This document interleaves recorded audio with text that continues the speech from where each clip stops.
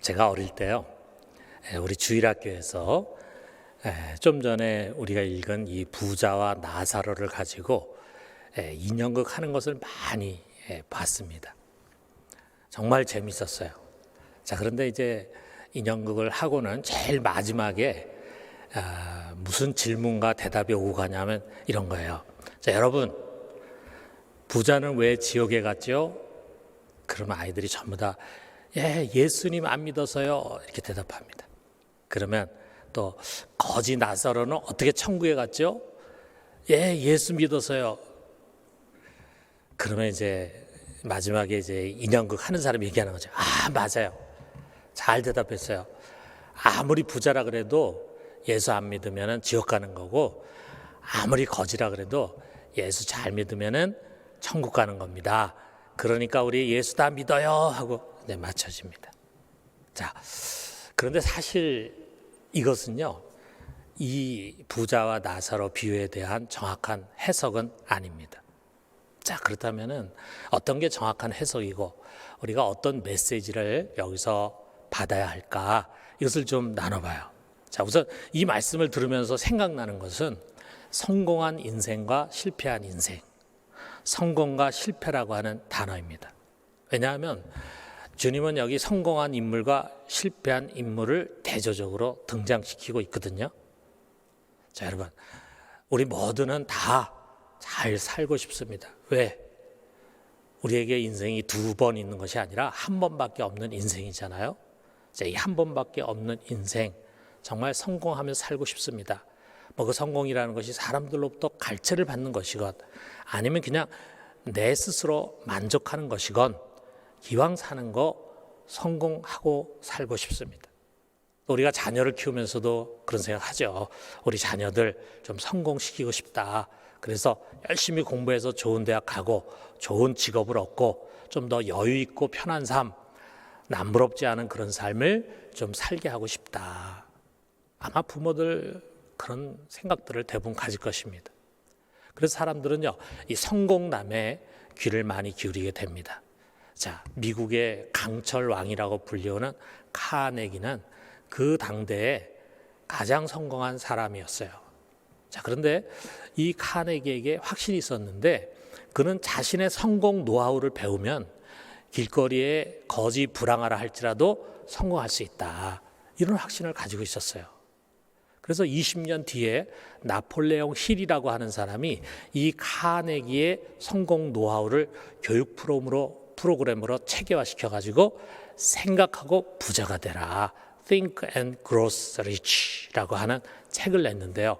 이게 전 세계 수천만 권이 팔렸습니다. 이것을 읽고 나도 성공해 보고 싶다 이거죠. 그래서 사람들은 성공에 관심을 갖습니다. 예수님은 그런 의미에서요, 여기에 성공한 사람 하나를 소개합니다. 자, 19절에 보니까 한 부자가 있어 자색옷과 고운 베옷을 입고 날마다 호화롭게 즐기더라. 자, 여기 부자를 등장시킵니다. 그 사람이 어떻게 부자가 되는지 우리 잘 모르죠. 부모로부터 큰 유산을 물려받았을 수도 있고, 자기가 열심히 일하고 또 정말 지혜롭게 사업을 해서 사업에 성공해서 부자가 됐을 수도 있을 것입니다. 자, 그런데 부자가 된 그는요, 이제 그 돈으로 삶을 즐깁니다. 엔조이합니다. 그가 입은 여기 자색옷이라든지 고운 베옷은요, 우리 지금으로 친다면 한 벌에 몇 천만 원 하는 그런 명품 옷, 그 당시에 부자가 아니면 입을 수 없는 그런 옷을 입고 삽니다. 그리고 날마다 호화로운 파티를 여는 거예요. 수많은 음식을 차려놓고 많은 친구들을 부르고 가족 친족들 부르면서 날마다 그런 파티를 여는 거야. 그만큼 돈이 많이 있는 거예요. 아마 이 파티에서 먹다 남은 음식 쓰레기는 그 당시 주위에 하루 한 끼도 제대로 먹기 어려웠던 사람들에게는 아주 소중한 양식이 되었을 것입니다. 지금도 보면요, 정말 우리 평범한 사람은 상상할 수 없는 그런 부자들이 지구촌 구석구석에 있습니다. 아시아에서 세 번째 제일 돈이 많은 부자가 홍콩의 리자 오지라고 하는 사람이라 그래요. 자, 그런데 2006년에 이 리자 오지가 둘째 아들을 결혼시키는데 호주 시드니에서 결혼 예식을 가졌어요. 자, 그런데 신부될 자기 며느리 될 여자에게 신부에게 그가 선물로 준 보석이 37억 원어치에 해당되는 보석이었어요. 자, 결혼식장과 연회장을 빌리는데 120억 원이 들어가고 150명의 하객의 항공료와 호텔비가 13억 원, 그리고 1개월 동안 신혼여행 경비가 12억 원 해서 총 결혼하는 데만 220억 원이 들었답니다. 자, 우리가 이런 얘기 들으면서 야, 참 엄청 부럽다 아마 생각하시는 분도 있을지 모르겠습니다. 여기 예수님이 지금 묘사하려고 하는 부자도 그런 류의 사람이에요. 뭐 죽을 때까지 돈 걱정 하나 할 필요도 없이 매일 호의호식하고 호화스럽게 살다가 결국 그도 수가 다해서 죽었습니다. 우리가 상상할 수 있잖아요. 아마 그의 장례식 굉장히 호화스럽게 왕처럼 웅대하게 치러졌을 것입니다. 무덤도 비석도 정말 최고급으로 했겠죠. 그리고 이제 그와 대조되는 한 사람을 주님은 등장시키는데, 이 사람 어떤 사람이냐, 여기 20절에서 21절에 보니까 그런데 나사로라 이름하는 한 거지가 헌데투성이로 그의 대문 앞에 버려진 채 그 부자의 상에서 떨어지는 것을 배불리려 하며 심지어 개들이 와서 그 헌데를 핥더라. 아마 예수님은요, 세상에서 누가 보더라도 가장 고통받는, 가장 보잘것없는 불행한 사람을 그리려고 했을 것입니다. 그는 한마디로 부자의 대문에 버려진 사람이에요. 온몸에 상처투성이고 막 고름이 찍찍 나오고 헌데로 가득 차 있으니까 같이 두고 싶지 않았던 거겠죠. 그러니까 그냥 내다버려서 죽일 수는 없고 부잣집 앞에 버리면은 거기서 나오는 음식 쓰레기를 가지고라도 연명할 수 있으니까 그렇게 살아라 해가지고 아마 누군가가 그를 거기다 갖다 버렸을 것입니다. 자, 그의 몸에 있는 헌데들을 개들이 와가지고 핥어요. 한마디로 정말 개 같은 인생이죠. 자, 그런데 이 불쌍한 나사로도 결국은 죽었습니다. 아마 누군가 그 시신을 거적대기에 싸가지고 구덩이에 파묻었을 것입니다. 장례식이라는 게 있을 수가 없겠죠. 여러분, 여기에 등장하는 부자와 나사로, 누가 성공한 사람입니까? 누가 성공한 사람입니까? 누가 성공한 인생을 살았습니까? 그거는요, 우리 초딩이라고 해요. 초딩. 우리 초등학교 학생들도 아마 답하는데 어렵지 않을 거예요. 당연히 부자 아니겠어요? 부자. 안 그렇습니까? 자, 그러나 이 뻔해 보이는 답을요, 우리 잠시 유보해야 합니다. 한마디로 아직 게임이 끝나지 않았어요. 만약 죽음이 끝이라면은 당연히 부자의 손을 들어주는 게 당연하죠. 그러나 죽음이 끝이 아닙니다. 히브리서 9장 27절에 나오잖아요.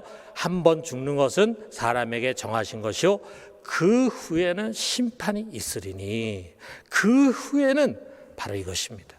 죽은 다음에 뭔가가 계속 진행되는 거예요. 제2라운드의 삶이 시작이 되는 것입니다. 그리고 제2라운드의 이 생은요, 1라운드처럼 80년 정도 가는 게 아니에요. 영원히 가는 것입니다.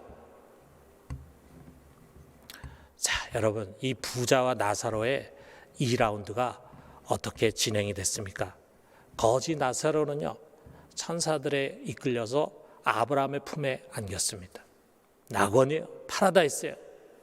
그런 이제 더 이상 더럽고 병든 그런 모습이 아니고 밝고 빛난 모습이었어요. 자, 반면에 여러분, 이 부자는 어떻게 됐습니까? 여기 23절에서 24절에 예수님이 이것을 묘사합니다. 그가 음부에서 고통 중에 눈을 들어 멀리 아브라함과 그의 품에 있는 나사로를 보고 불러 이르되 아버지 아브라함이여, 나를 긍휼히 여기사 나사로를 보내어 그 손가락 끝에 물을 찍어 내 혀를 서늘하게 하소서. 내가 이 불꽃 가운데서 괴로워하나이다. 이 부자는 하데스, 우리말로 음부라고 번역했는데 그런 곳으로 갔어요. 그런데 거기에 불구덩이 속에 있는데 너무 뜨거워 허우적대면서 괴로워합니다. 누군가 좀 차가운 물 한 방울이라도 혀에 발라서 조금이라도 서늘하게 해줬으면 좋겠다. 얼마나 그가 뜨거운 가운데서 고통하고 있는가를 우리가 알 수 있잖아요. 잘 보세요. 둘의 운명이 완전히 엇갈리고 말았습니다. 세상에서 비참하게 살았던 나사로는 이제 낙원에서 편히 쉬게 되고, 세상에서 성공하고 모든 사람이 부러워하는 그런 부자는 지옥에서 심한 고통 가운데 살고 있습니다. 그럼 언제까지 이렇게 살아야 합니까? 80년도 아니고 800년도 아니고 8000년도 아니고 영원히 이렇게 살아야 돼요. 자, 그러면 이제 여러분 우리가 다시 물어봐요. 누가 성공한 사람입니까? 자, 우리 주일학교 학생들 한번 대답해봐요. 누가 성공한 사람입니까? 나사로죠. 나사로. 마지막 승자가 성공한 거 아니겠어요? 그러므로 생각해봐요. 여러분, 부활신앙, 우리의 삶이 여기서 끝나는 것이 아니라 죽은 뒤에 부활해서 영원한 삶이 있다라고 하는 것을 믿는 부활신앙은 무엇이 성공인가, 어떤 사람이 성공한 사람인가를 보는 눈을 전혀 다르게 만들어주는 거예요. 여러분, 만약에 우리 중에 말이에요, 여전히 이 부자라든지 또는 홍콩에 아까 예를 들은 리자오지 이런 사람을 성공한 사람으로 여기고, 나도 좀 저런 사람들처럼 살았으면 좋겠다라고 하는 것을 갈망한다면, 그러나 엄밀한 의미에서 부활을 믿는 사람이 아닙니다. 그는 죽은 부활 신앙을 갖고 있는 사람입니다. 자, 그렇다면요, 우리가 그 다음 질문으로 좀 들어가 봐요. 그렇다면은 왜 여기 부자는 지옥으로 가고 나사로는 아브라함의 품으로 갔는가? 자, 여러분, 우리가 죽은 다음에 어떤 사람이 천국에 가고 어떤 사람이 지옥으로 갑니까? 여러분 어떻게 생각합니까? 자, 이 부분에 있어서는요, 적어도 우리 교회 성도들은 정말 교리적으로 흔들림이 없는 신앙 고백을 할 수 있는 분들이라고 저는 믿습니다. 우리 주일학교 학생들도 그렇게 잘 배웠으리라고 생각해요. 자, 이 나사로와 부자와 나사로 비유를 말씀하신 예수님께서 이렇게 말씀하십니다. 요한복음 14장 6절에 보니까 예수께서 이르시되 내가 곧 길이요 진리요 생명이니 나로 말미암지 않고는 아버지께로 올 자가 없느니라. 또 요한복음 11장 25절에 예수께서 이르시되 나는 부활이요 생명이니 나를 믿는 자는 죽어도 살겠고. 그렇습니다. 여러분, 오직 예수를 믿음으로 우리는 부활하게 되고 또 천국에 가게 되는 것입니다. 예수를 믿음으로. 여러분, 우리가 이 분명한 전제, 이것에 흔들려서는 안 돼요. 우리는 이 분명한 전제 위에 확고히 서서, 자, 예수님께서 하신 말씀을 우리가 한번 경청을 좀 해봐요. 자, 예수님은 뭐라고 여기서 대답하셨냐면 25절에 것을 말씀하십니다. 25절에 있는 말씀을 우리 같이 한번 읽어봅시다. 아브라함이 이르되 너는 살았을 때 좋은 것을 받았고 나사로는 고난을 받았으니 이것을 기억하라. 이제 그는 여기서 위로를 받고 너는 괴로움을 받으리라.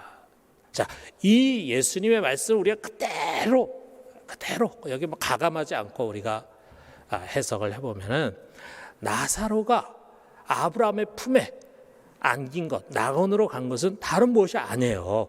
이 세상에서 그는 아무것도 얻지 못해 고난당하고 가난하고 비참하게 살았기 때문에요. 그렇기 때문에 이런 자는 하늘에서 위로를 받아야 합니다. 자, 부자는 왜 지옥에 갔습니까? 다른 거 아니에요. 그는 이 세상에서 온갖 좋은 것을 다 받고 그것을 누렸어요. 이런 자는 다음 세상에서 괴로움을 당하는 것입니다. 이게 예수님의 아주 단순한 심플한 답입니다. 자, 우리가 이 말씀을 어떻게 해석해야 할까? 그러면은 부자는 다 지옥에 가고 가난한 자는 다 천국에 가는 것이다.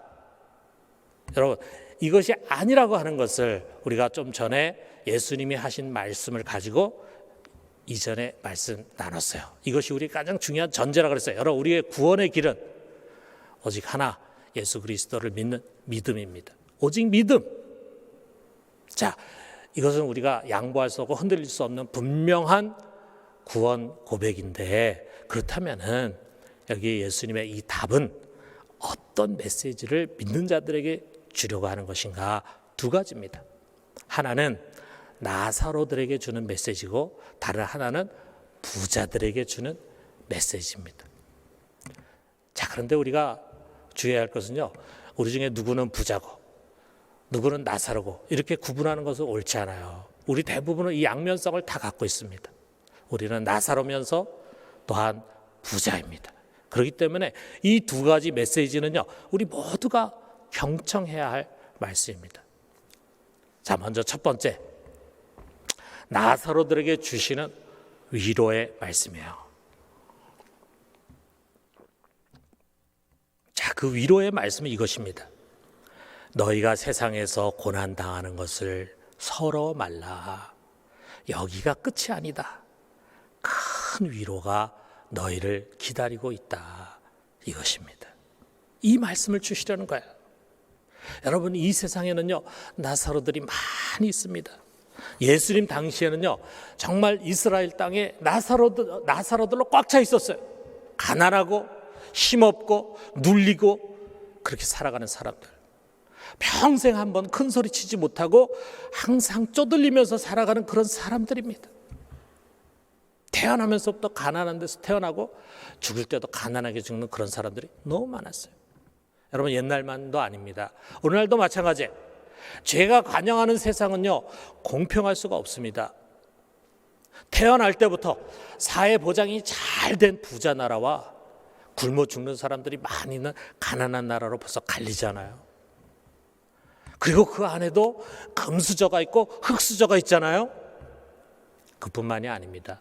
여러분, 우리 중에는 평생 가난과 궁핍과 싸우면서 살아가는 사람들이 있습니다. 장애나 깊은 질병, 통증으로 고통받는 사람들이 있습니다. 한때는 잘 나갔지만 욥과 같이 모든 것을 잃어버린 그런 사람도 있습니다. 여러 모양의 고난으로 인해서 희망을 잃고 마치 절벽 위에 서 있다고 느끼는 사람들도 있습니다.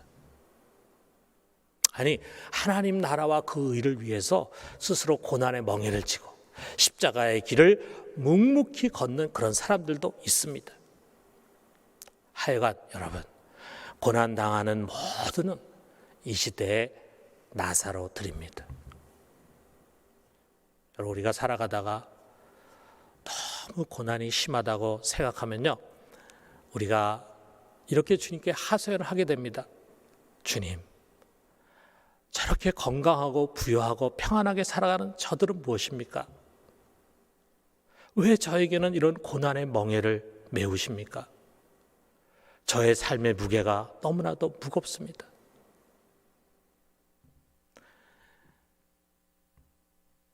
그때 우리 주님께서는요, 이 나사로의 이야기를 통해서 우리를 위로해 주시는 것입니다. 예, 너에게 더 큰 위로가 기다리고 있어. 이 세상이 끝이 아니야. 내가 이 세상에서 다른 사람은 더 많은 고난을 당한 만큼 부활 뒤에는 더 큰 위로와 영광이 있는 것을 너는 명심해라. 내가 이 세상에서 받은 것이 없고 얻은 것이 없다면 그곳에서는 더 많은 것을 받게 될 것이다. 세상에서 많은 고난을 당하는 나사로 같은 여러분, 여러분의 손에 부활이 쥐어져 있음을 잊어서는 안 됩니다. 그리고 이 주님의 위로를 가슴에 담고 지금 당면한 고난들을 잘 이겨낼 수 있기를 주님의 이름으로 축원합니다. 자, 두 번째는요, 부자들에게 주는 경고입니다. 자, 이 경고의 말씀은 이것이에요. 여기에서 모든 것을 누리는 것이 성공이 아니다. 다음 세상이 기다리고 있음을 명심해라. 이겁니다. 여러분, 우리 중에는 나보다 더 많은 부를 누리는 사람이 있을 것입니다. 그러나 그들뿐만 아니에요. 이 세상에서 더 많은 재물을 갖고 싶어하고, 그리고 온갖 좋은 것을 많이 누리면서 살고 싶어하는 모든 사람들에게 해당되는 말씀이에요. 여러분, 세상은요, 재물을 많이 얻게 된 것을 성공이라고 말하고 부유한 것을 복이라고 말합니다. 그러나 여러분, 성경은 그렇지 않습니다. 여러분, 주님은요, 부자가 천국에 들어가는 것은 마치 낙타가 바늘기로 들어가는 것과 같다, 이렇게 말씀하셨어요. 여러분, 우리가 객관적으로 보면은 부유한 자는요, 첫 번째로 하나님 믿기가 어렵습니다. 왜? 의지할 것, 자랑할 것이 많거든요. 두 번째로는 믿어도 바르게 믿기가 어렵습니다. 왜? 사람 누구나 다 똑같아요. 돈 맛을 알면 돈을 사랑하게 돼 있어요. 그리고 성경에 뭐라고 말합니까? 돈을 사랑하는 것이 일만하게 뿌리다 말씀하잖아요. 이 비유에 나오는 부자처럼 되기 쉽습니다. 그저 재물 쌓느라, 그리고 그 재물 쓰느라 정신이 없는 거예요. 자기와 자기 가족만을 생각하면서 편하고 호화스러운 삶에 매몰되는 것입니다. 그 사람 원래 그런 사람 아닌데 돈이 많이 생기니까 그렇게 돼버려요. 그러므로 바울도 부유한 성도들에게 경고합니다. 디모데전서 6장 17절에서 19절에 제가 천천히 읽을 테니까 여러분 한번 눈으로 글자를 읽으면서 제 귀로 제 음성을 들어보세요. 내가 이 세대에서 부한 자들을 명하여 마음을 높이지 말고 정함이 없는 재물에 소망을 두지 말고 오직 우리에게 모든 것을 후히 주사 누리게 하시는 하나님께 두며 선을 행하고 선한 사업을 많이 하고 나눠주기를 좋아하며 너그러운 자가 되게 하라. 이것이 장래에 자기를 위하여 좋은 터를 쌓아 참된 생명을 취하는 것이니라. 자칫 이 재물이라고 하는 교묘한 그물에 걸려서 그것이 잘못인지도 모른 채 평생 허우적대다가 여기 부자처럼 다음 세상 제2라운드에서 비참해질 수 있음을 경고하는 것입니다. 그러므로 재물을 가진 이로써, 하나님이 주신 많은 재물을 가진 이로써 신앙에 성공하려면 바울이 이야기하는 것은 다른 것이 아니에요. 그 재물에 대해서 단호하게 대하라, 이렇게 명하십니다.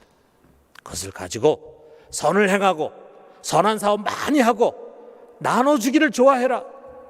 움켜쥐지 말고 나눠주기를 좋아해라. 다시 말해서 우리 주위의 나사로들을 항상 돌아봐야 된다라고 하는 말씀이죠. 그러면은 오히려 그 재물로 인해서요, 다음 세상에서 나를 위한 좋은 터를 쌓게 되고 참된 생명을 얻게 될 것이다, 이렇게 이야기합니다. 재물이 오히려 큰 유익이 되는 거예요.